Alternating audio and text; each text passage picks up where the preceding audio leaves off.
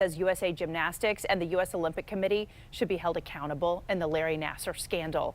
The three-time gold medalist now suing both groups, saying they knew or should have known the former doctor was sexually abusing athletes.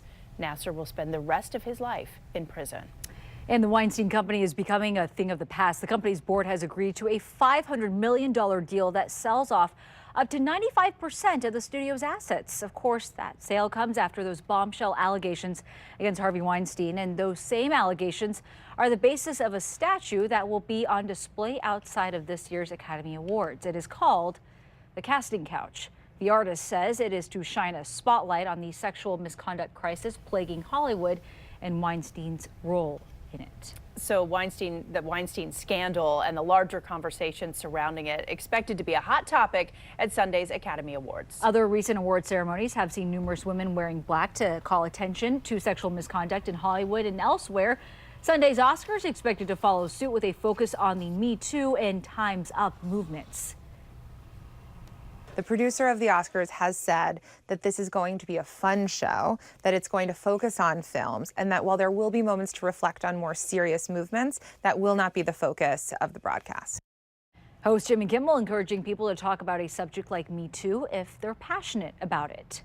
And you can see the Oscars live right here on ABC 7 Sunday night, and stay with us for ABC 7 News after the Oscars. We will have a live recap and reports from the awards show.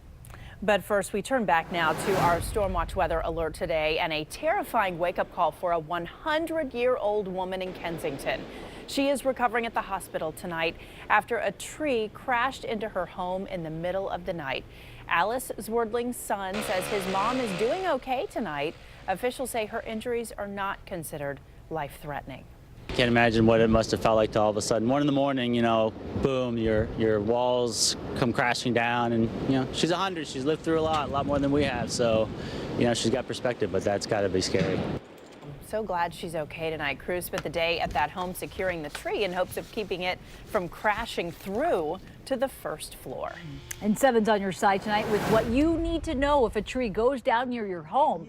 Before you call in a company to remove it, take photos and make sure you clearly document the damage. Check your policy and know your deductibles. And then, of course, call your insurance company. Even if it was a neighbor's tree that fell onto your property, you could file a claim through your insurance, and that is going to affect a lot of people this weekend. Yeah, I don't think we can even count how many people are dealing with damage and debris and power outages and everything else. Yeah. We're one of them up here at the table. Power. Yeah, out of power, and it's going to be a while. The road's shut down out where we are, and talked to the police that was out there, blocking the road. I said, what's the deal?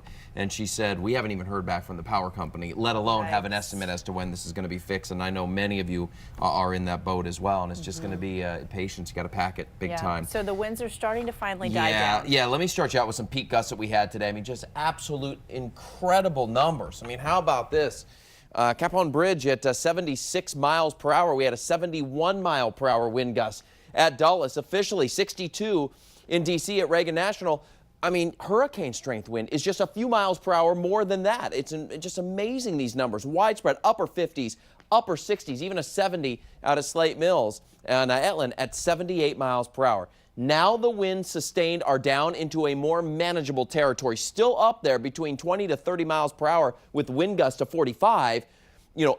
Any other circumstance, I would be telling you, I mean, these winds are incredible outside right now with 45 mile per hour gusts, but they're so far less than they were earlier. It's a great thing that they're finally starting to calm down. It's going to be slow. Here's a forecast map for wind gusts, 30 and 40 miles per hour at midnight, and watch how these will slowly go down. 7 o'clock tomorrow morning, gusts in the 30 to 35 mile per hour range. Eventually by noon and into the afternoon tomorrow, those gusts are going to drop into the 25 to 30, maybe 35 mile per hour range, but way down from where they were today. And that drop will continue here Saturday night. Now we're into more like the 25 to 30 mile per hour gusts. That's where we stay through Sunday morning and right on into the day Sunday, where it becomes, again, gusts to 20 and 25, down from the 70 plus that we had today. So it is going to be a windy day tomorrow. There is a wind. There's no storm potential for us, but when we look at the active advisories right now, still under a high wind warning for the D.C. metro. That extends back to Fauquier County, Loudoun County, up into sections of, say, Montgomery County and areas up to the north as well. Then back to the west wind advisory. When they drop this high wind warning at 6 o'clock tomorrow, if not sooner, National Weather Service will then drop that to a wind advisory, which is kind of a downgrade from the high wind warning. But what we have right now is this area of low pressure, extremely strong area of low pressure, still churning about, still bringing rain and snow up to the north. It's going to move off to the east, and as it moves away slowly, it's going to take those winds with it, and that's why those winds will decrease, but it's not going to happen like that. It's going to be a while, and that's going to prevent the crews from really getting, or at least hamper them from getting out there and getting a lot of work done. The great news here, though, dry tomorrow, dry Sunday, dry Monday, day and night. So there's a lot of time that we don't have to worry about ice or rain or snow or any of those things falling that would just make it that much harder to get the power up and running. Next weather maker comes in on Tuesday. It just looks like some light rain. Not worried about it at this point. We'll keep our eyes on it, but it's going to be a long, windy weekend, especially if you don't have power. You're watching ABC 7 News here at 11. We'll be right back. It's the final week of the President's Day sale at Value City Furniture. Last chance for 10% off store-wide plus 20% off mattresses. No minimum purchase required. Or enjoy 36-month special financing or our 120-day same-as-cash payment option. Only at Value City Furniture. My name's Amy, and I've lost 30 pounds and 15 inches on Dr. Applin's program. The change was rapid. It was hard to believe it was so successful. It was the easiest weight loss